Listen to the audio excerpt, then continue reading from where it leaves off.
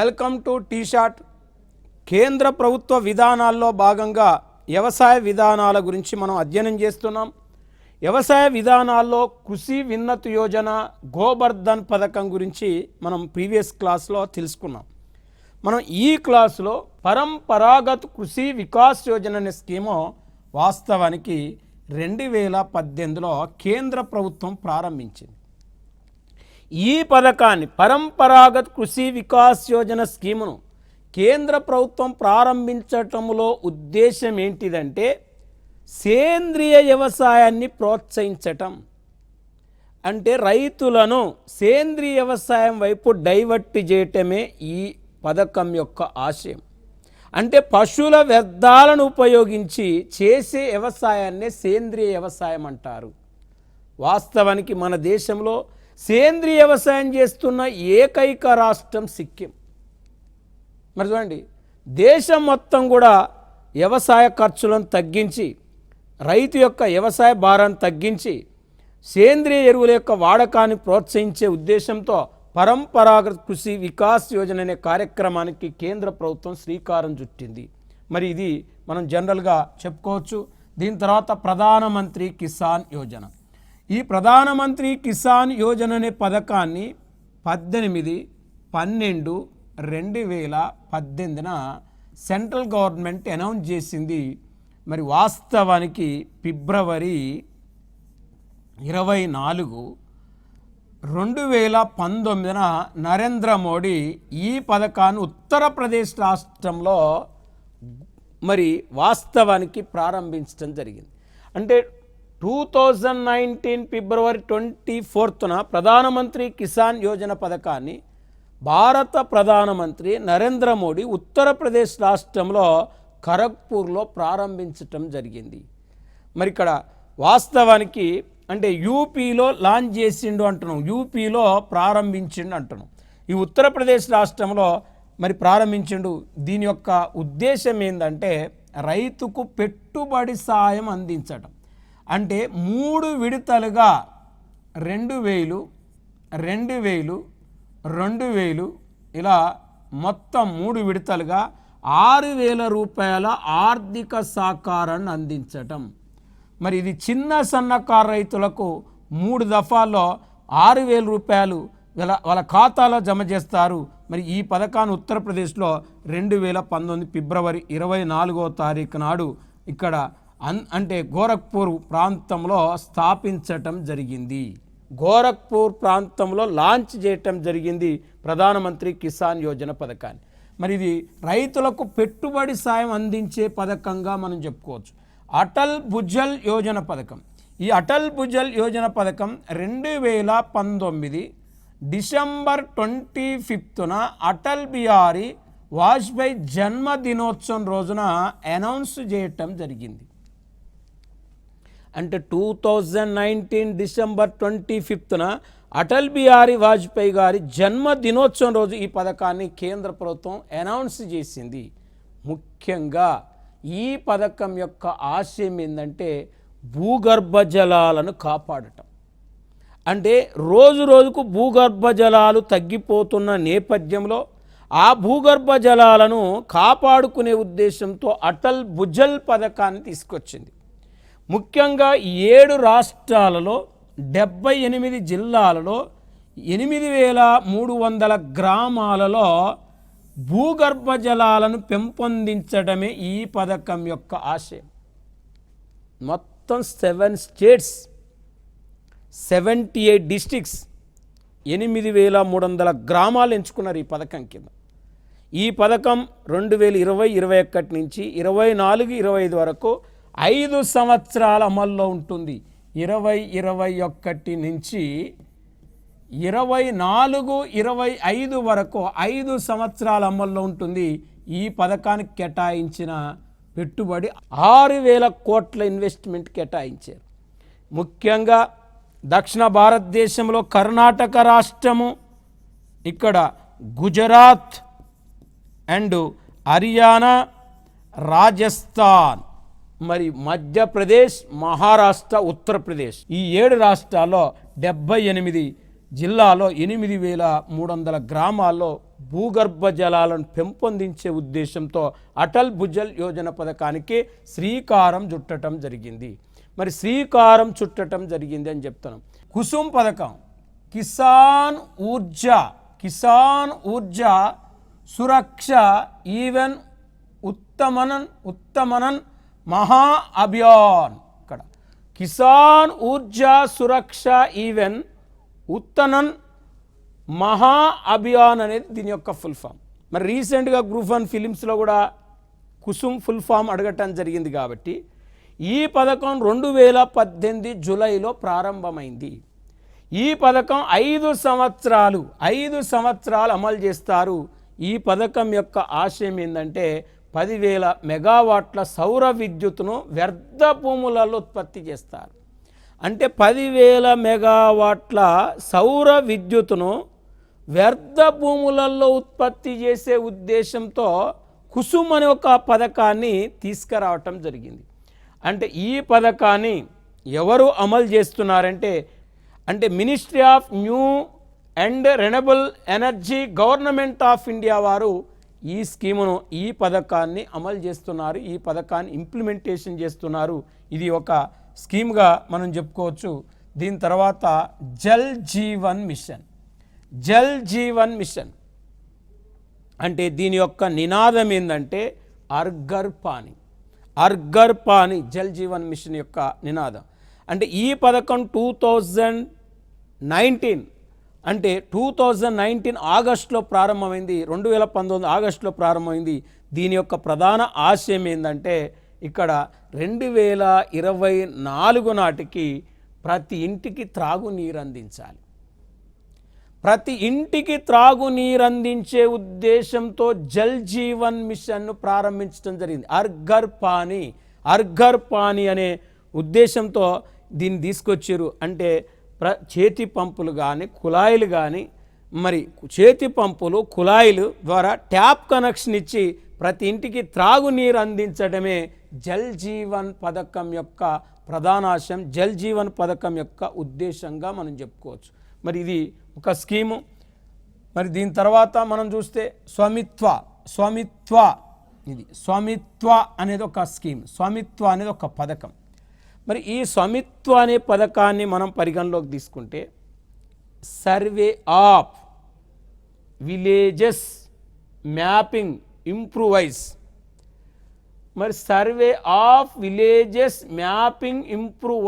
Technology. మరి ఇప్పుడు జనరల్గా ఈ survey of villages mapping improvise technology అనే స్కీమును మనం మేజర్గా ఇది 2020 ఏప్రిల్ 24న పంచాయతీ రాజ్ దినోత్సవం రోజు నరేంద్ర మోడీ ఈ పథకాన్ని ప్రారంభించటం జరిగింది. చూడండి, మరి ఇక్కడ వాస్తవానికి గ్రామీణ ప్రాంతంలోని ఆస్తులకు రక్షణ కల్పించే ఉద్దేశంతో ఈ పథకాన్ని లాంచ్ చేయటం జరిగింది. అంటే దాదాపు 2,90,000 గ్రామ పంచాయతీలో 2,90,000 గ్రామ పంచాయతీలో 1,66,00,000 ఆస్తులకు రక్షణ కల్పించాలి. అంటే గ్రామీణ ప్రాంతంలో ఆస్తుల వివరాలన్నీ డ్రోన్ల ద్వారా రోవర్ల ద్వారా సేకరించి ఆన్లైన్ చేయాలనే ఉద్దేశంతో Swamitva survey of villages mapping improvise technology అనే ఒక స్కీమును మనకు తీసుకురావటం జరిగింది. మొదట ఈ స్కీమును హర్యానా, ఉత్తరాఖండ్, గోవా రాష్ట్రాల్లో అమలు చేశారు. హర్యానా, ఉత్తరాఖండ్ అండ్ గోవా రాష్ట్రాల్లో ఈ స్కీమును అమలు చేశారు. తర్వాత మనం చూడండి, వాస్తవానికి దేశం అంతటా అమలు చేయాలనేది ఈ పథకం యొక్క ఆశయం.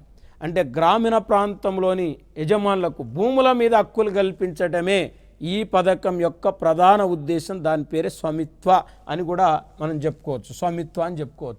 ఇక స్వచ్ఛ భారత్, ఈ స్వచ్ఛ భారత్ స్కీమును మనం తీసుకుంటే స్వచ్ఛ భారత్ 1 ఉంది, స్వచ్ఛ భారత్ 2 ఉంది. ఇప్పుడు మనకు స్వచ్ఛ భారత్ 2 ఇది, స్వచ్ఛ భారత్ 2 ఇది, స్వచ్ఛ భారత్ 2 ఇది. అంటే వాస్తవానికి 2014 అక్టోబర్ 2వ తారీఖు నాడు స్వచ్ఛ భారత్ 1 అనే పథకాన్ని ప్రారంభించడం జరిగింది.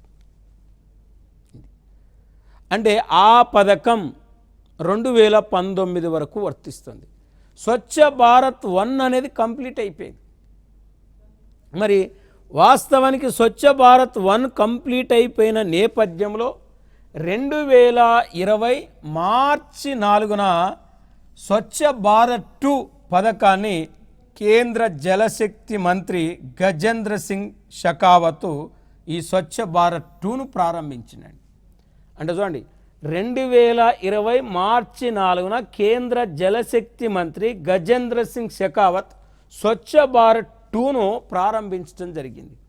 అంటే ఈ స్వచ్ఛ భారత్ 2 2020-21 నుంచి 2021 నుంచి ఇక్కడ 24-25 మధ్య అమలు చేస్తారు. ఈ పథకాన్ని 24-25 మధ్య అమలు చేస్తారు. ఇది స్వచ్ఛ భారత్ 2 అనేది. మరి ఈ 5 సంవత్సరాలు అమలు చేసే స్వచ్ఛ భారత్ 2 పథకం తీసుకుంటే దాదాపు 1,40,881 కోట్లు దీనికి కేటాయించారు. 1,40,881 కోట్లు అంటే స్వచ్ఛ భారత్ 2కు కేటాయించిన ఇన్వెస్ట్మెంట్. మరి 1,40,881 కోట్లతో స్వచ్ఛ భారత్ 2ను అమలు చేస్తారని చెప్తున్నాం. అసలు స్వచ్ఛ భారత్ అనేది ఎందుకు తీసుకొచ్చారంటే, మరి ఇక్కడ భారతదేశాన్ని ఓడిఎఫ్ దేశంగా మార్చటం. ఓడిఎఫ్ అంటే ఓపెన్ డెఫికేషన్ ఫ్రీ, బహిరంగ ప్రదేశాల్లో మూత్ర విసర్జన మల విసర్జన లేని దేశంగా తీర్చిదిద్దటమే స్వచ్ఛ భారత్ యొక్క ఆశయం. మరి ఈ స్వచ్ఛ భారత్ యొక్క లోగో మహాత్మా గాంధీ కళ్ళజోడు. మరి మహాత్మా గాంధీ కళ్ళజోడు ఇది మహారాష్ట్రకు చెందిన అనంత సర్దార్ అనే వ్యక్తి ఈ స్వచ్ఛ భారత్ లోగోను ప్రిపేర్ చేయటం జరిగింది. మరి స్వచ్ఛ భారత్ యొక్క నినాదం ఏక్ కదం సే ఓర్, ఒక అడుగు స్వచ్ఛత వైపు అనేది దీని యొక్క నినాదం. ఈ నినాదాన్ని ఇచ్చింది ఎవరంటే గుజరాత్ రాష్ట్రం చెందిన భాగ్యశ్రీ సేతు అనే ఒక బాలిక ఈ నినాదాన్ని ఇవ్వటం జరిగింది. మొత్తానికి భారతదేశాన్ని ఓడిఎఫ్ దేశంగా తీర్చిదిద్దే ఉద్దేశంతో స్వచ్ఛ భారత్ 2 అనే కార్యక్రమాన్ని కూడా కేంద్ర ప్రభుత్వం శ్రీకారం చుట్టింది. మరి వాస్తవానికి దీని కేంద్ర పారిశుద్ధ్య మంత్రిత్వ శాఖ అనేది ఈ పథకాన్ని అమలు చేస్తుంది. ఇవాళ భారతదేశంలో 100% ఓడిఎఫ్ రాష్ట్రం ఏంటంటే తెలంగాణ రాష్ట్రమే 100% ఓడిఎఫ్ రాష్ట్రం.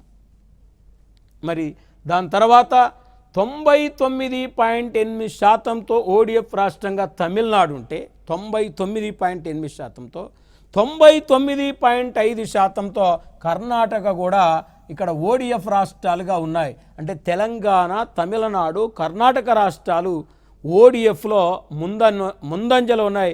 ముఖ్యంగా 100% ఓడిఎఫ్ రాష్ట్రంగా తెలంగాణ ప్రసిద్ధికెక్కింది.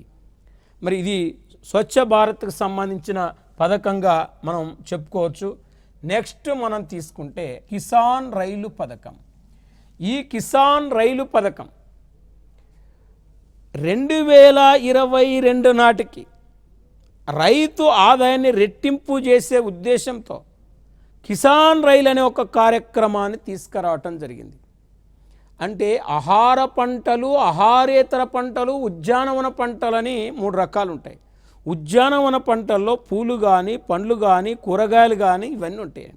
అంటే ఈ పూలు, పండ్లు, కూరగాయలు తొందరగా చెడిపోయే స్వభావం కలిగి ఉంటాయి. కాబట్టి ఈ పంటలు పండించిన రైతులు నష్టపోయే ప్రమాదం ఎక్కువ. కాబట్టి ఉద్యానవన పంటలను పండించిన రైతులను ఆదుకునే ఉద్దేశంతో కేంద్ర ప్రభుత్వం శ్రీకారం చుట్టిందే కిసాన్ రైలుకి.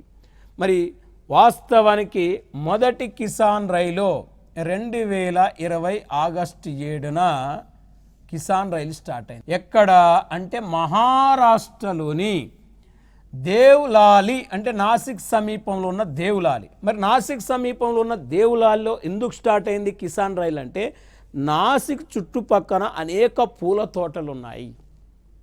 అంటే పూలు, పండ్లు, కూరగాయలను మనం ఉద్యానవన పంటలు అంటున్నాం. ఇవి చెడిపోయే గుణం ఉంటుంది కాబట్టి కిసాన్ రైలు కింద త్వరితగతిన మార్కెట్లకు చేర్చటం అండి.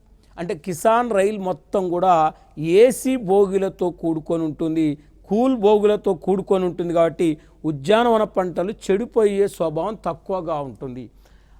అంటే మహారాష్ట్రలోని దేవలాలిలో ఉదయం 11 గంటలకు స్టార్ట్ అయిన కిసాన్ రైలు మరుసటి రోజు బీహార్లోని దానాపూర్కు 6:45 చేరుకుంది. ఇది 2021 బడ్జెట్లో ఈ పథకం అనౌన్స్ చేశారు. ఆగస్టు 7న స్టార్ట్ అయింది. దాదాపు దీని మొత్తం ఈ కిసాన్ రైలు 1519 కిలోమీటర్లు ప్రయాణం చేసిందండి. దీనికి పట్టిన సమయం 31 గంటలు.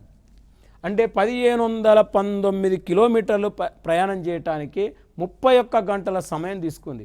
మరి ఇక్కడ చూడండి, పండ్లు, కూరగాయలు, పాలు, పాల పదార్థాలకు సంబంధించిన వస్తువులను త్వరితగతిన మార్కెట్లకు చేర్చడమే కిసాన్ రైలు యొక్క ప్రధాన ఆశయం. మరి ఇది చిన్న సన్నకారు రైతుల అభివృద్ధికి ఎంతగానో తోడ్పడుతుంది కిసాన్ రైలు స్కీమ్ అనేది. ఇది ప్రత్యేకంగా వ్యవసాయదారులను, ఉద్యానవన పంటలు పండించిన వ్యవసాయదారులకు మరి రక్షణ కల్పించే ఉద్దేశంతో తీసుకొచ్చిన పథకం పేరే కిసాన్ రైలుగా మనం చెప్పుకోవచ్చు. నెక్స్ట్ మనం చూస్తే కృషి ఉడాన్ పథకం. ఇది కూడా 2021 బడ్జెట్లో దీన్ని ప్రకటించడం జరిగింది. కృషి ఉడాన్ పథకం యొక్క ఆశయం మరి ఇది 2020 ఫిబ్రవరి 7న ప్రారంభమైంది. అంటే జనరల్గా కృషి ఉడాన్ పథకం యొక్క ఉద్దేశం ఏంటంటే ఉద్యానవన పంటలను త్వరితగతిన గమ్యస్థలాలకు మార్కెట్లకు తరలించడమే దీని యొక్క ఆశయము. మరి ఈ కృషి ఉడాన్ కింద ప్రాంతీయ విమానాశ్రయాలను అంతర్జాతీయ విమానాశ్రయాలతో అనుసంధానం చేసి, అంటే రీజనల్ ఎయిర్పోర్ట్లను ఇంటర్నేషనల్ ఎయిర్పోర్ట్లతో అనుసంధానం చేసి కనెక్టివిటీ చేసి, మరి ఇక్కడ అనుసంధానం చేసి కనెక్టివిటీ చేసి వ్యవసాయ ఉత్పత్తులను గమ్యస్థలాలకు చేర్చడం.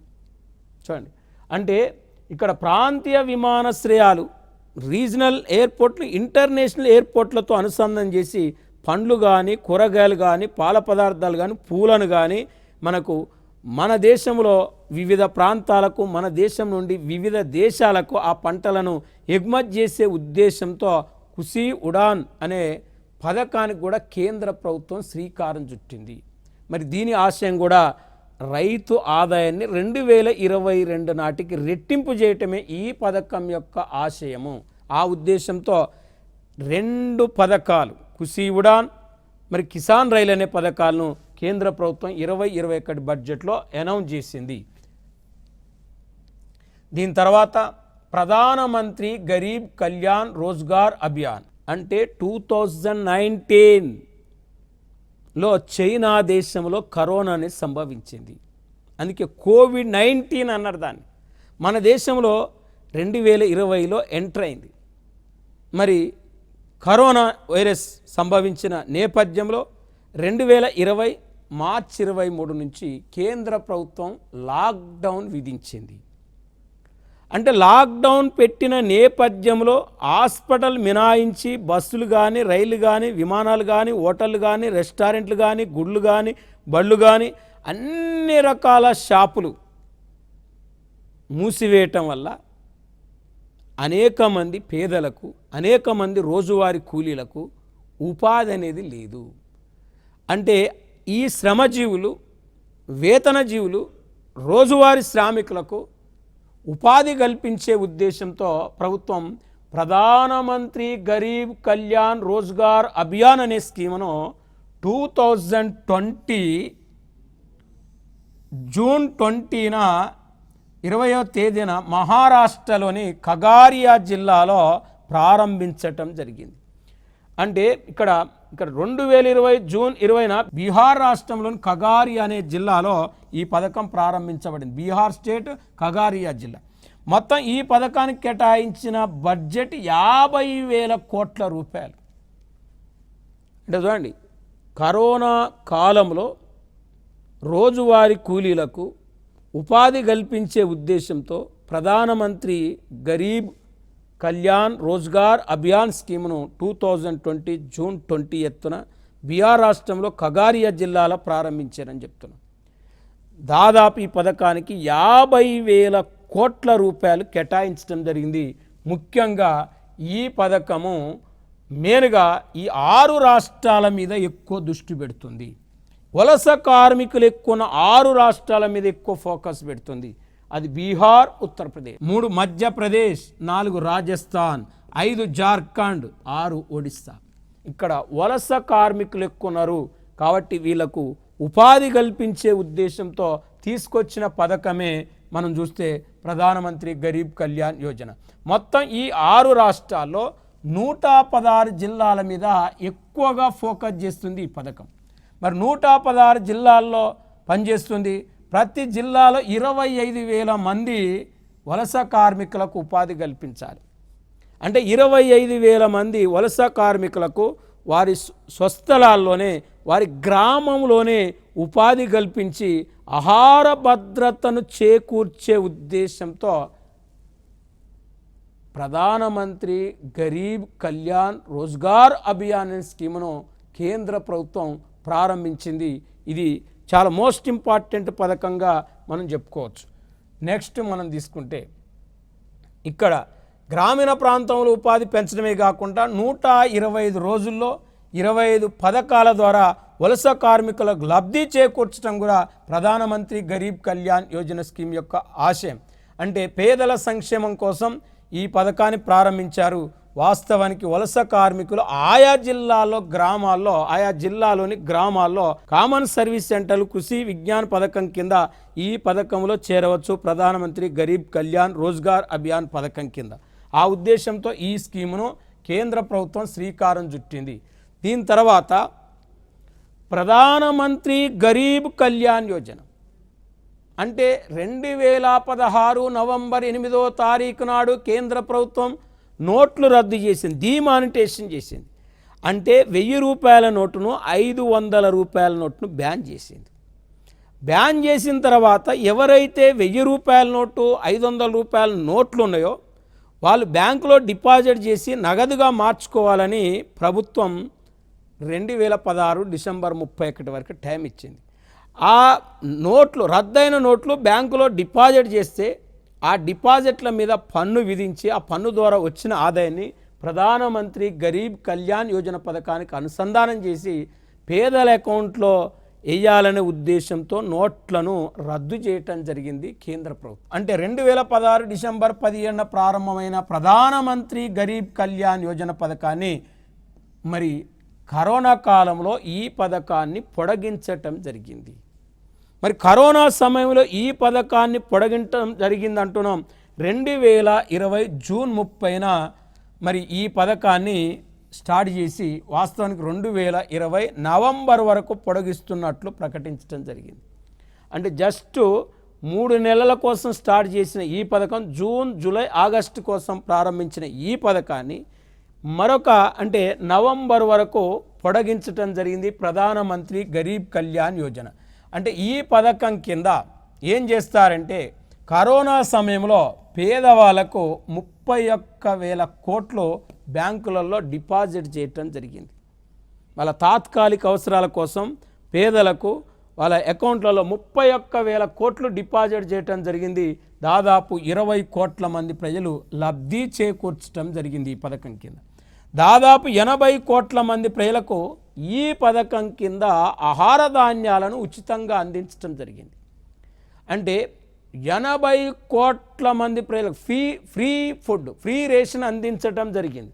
దాదాపు ఇక్కడ చూడండి మరి ఈ గోధుమలు, బియ్యంతో పాటు 1 కేజీ కందిపప్పును కూడా ఉచితంగా ఇవ్వటం జరిగింది ప్రధానమంత్రి మరి గరీబ్ కళ్యాణ్ యోజన స్కీమ్ కింద. ప్రధానమంత్రి గరీబ్ కళ్యాణ్ యోజన స్కీమ్ కింద ఈ పథకం 2016 డిసెంబర్ 17 నుంచి అంటే 2017 మార్చి 30 వరకు అమల్లో ఉంది. దీన్ని 2020 నవంబర్ వరకు పొడిగించడం జరిగింది. 20 కోట్ల మంది మహిళలకు ఈ పథకం కింద ప్రధానమంత్రి జన్ధన్ యోజన కింద కూడా నెలకు 500 రూపాయలు వాళ్ళ ఖాతాలో జమ చేయటం జరిగింది.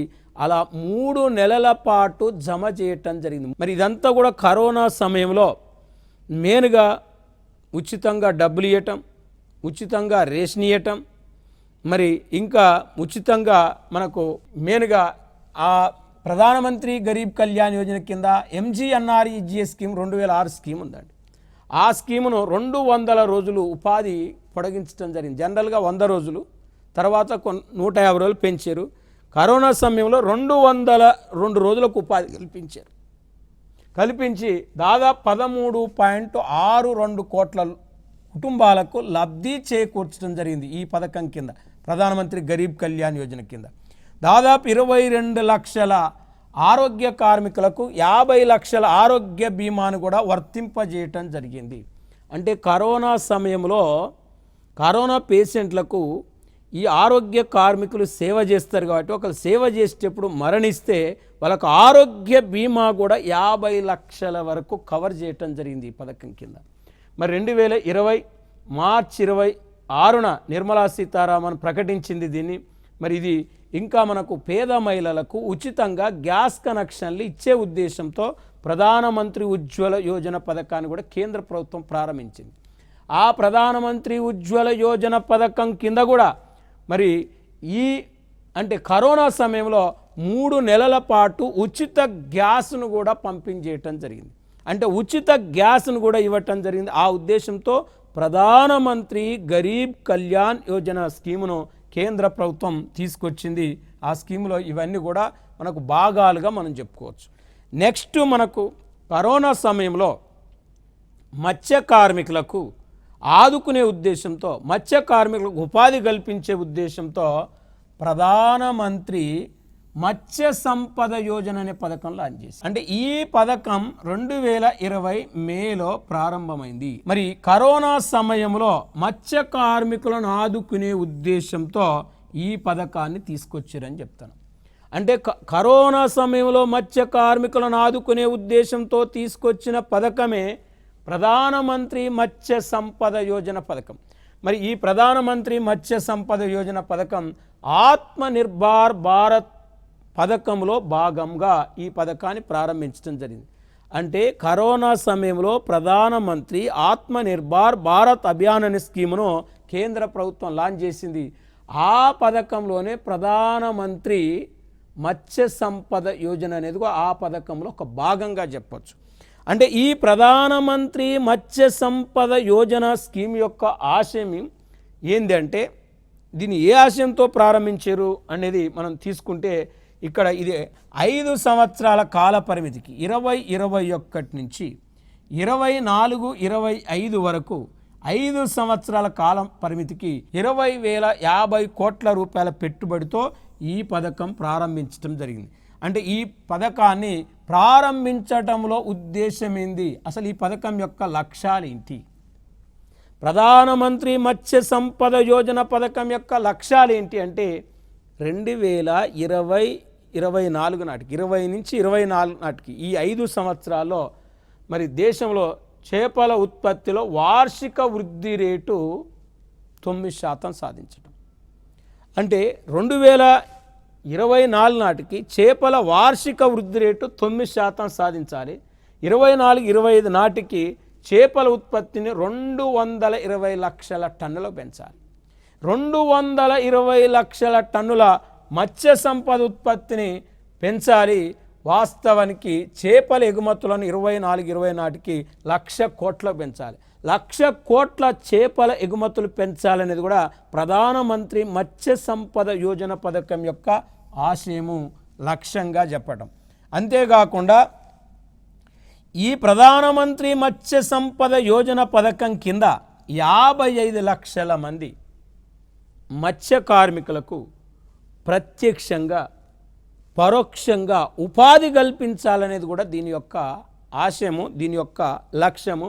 ఇంకా చేపలు పట్టువారికి, అంటే చేపలు పట్టేవారికి, మరి సముద్రంలో చేపల వేటకు వెళ్ళి మరి అక్కడ సముద్రంలోనే మళ్ళీ తిరిగి రాక అకాలంగా మరణిస్తే వాళ్ళకి ఇన్సూరెన్స్ సదుపాయం కూడా కల్పించాలనేది ఈ పథకం యొక్క ఉద్దేశం, ఈ పథకం యొక్క ఆశయంగా మనం చెప్పొచ్చు.